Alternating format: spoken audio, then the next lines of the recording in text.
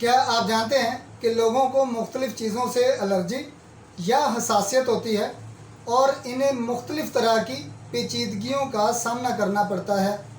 कुछ लोगों को तेज़ खुशबू, परफ्यूम, फूलों की महक, पेट्रोल की बू, मछली की बू या अंडे की बू से ही तबीयत ख़राब होने लगती है।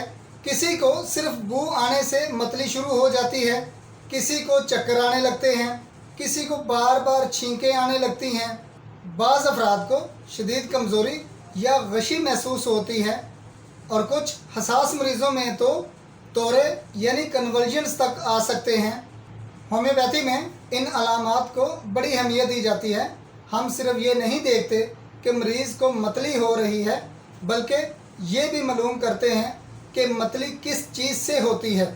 क्या अंडों से, मछली से, फूलों की खुशबू से या पेट्रोल की बू से। अगर किसी शख्स को मुख्तलिफ़ बुओं से चक्कर, छींकें, गशी या दीगर अलामात पैदा होती हैं तो ये अलामात दवा के इंतखाब में अहम किरदार अदा करती हैं। याद रखें, हर मरीज़ की अलामात मुनफरिद होती हैं, इसलिए हर मरीज़ की दवा भी इसकी इनफरादी अलामात के मुताबिक मुंतखब की जाती है।